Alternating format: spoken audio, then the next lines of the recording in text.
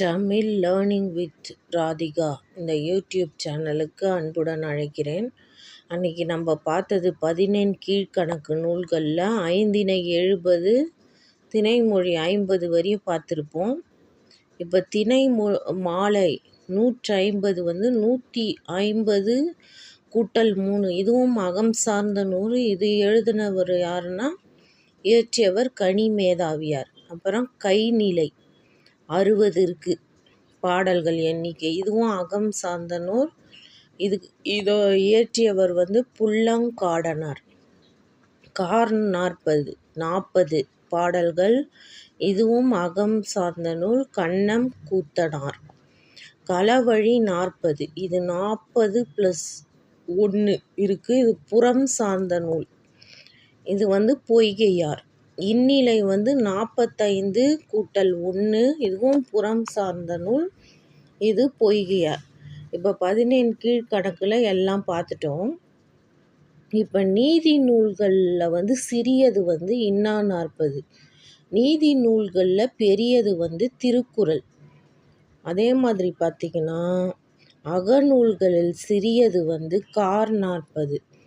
அகநூல்களில் பெரியது திணைமாலை 150. இரட்டை நூல் அப்படின்ட்டு சொல்லப்படுவது இது கேட்பாங்க. இரட்டை நூல் இன்னா 40 இனியவை 40. அப்புறம் பார்த்திங்கன்னா எண்கள் பெயரால் அமைந்த நூல்கள் அப்படின்ட்டு போடப்பட்டிருக்கு. அது என்னென்ன நூல்னா திருக்கடுகம், நான்மணிக்கடிகை, சிறு பஞ்சமூலம் அப்படின்னு போட்டிருக்குங்களா. இதை பாருங்கள். இது ஒரு மறைநூல். மறைநூல்னா திருக்குறள். இரு 400 நூல்கள் நாலடியார், பழமொழி 400. மும்மருந்து நூல்கள் திருக்கடகம், சிறு பஞ்சமூலம், ஏலாதி.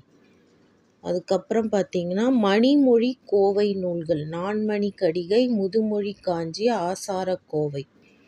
40 நூல்கள் இன்னா 40, இனியவை 40, கார் 40, களவழி 40.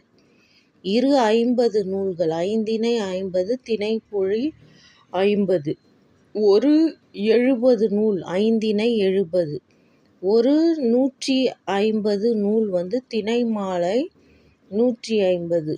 ஒரு நிலை நூல் அப்படின்னா அது கைநிலை. இப்போ 14 கீழ்கணக்கில் நம்ம இவ்வளோ பார்த்துருக்கோம். இதெல்லாம் கண்டிப்பாக டிஎன்பிசி, டிஆர்பி, டெட் எல்லாத்துக்கும் வரும். இதை ஒரு முறை பார்த்துக்குங்க. இந்த வீடியோவை பார்த்தாலே உங்களுக்கு நிறைய புரியும். நாளைக்கு வேலை ஒரு இதில் நாம்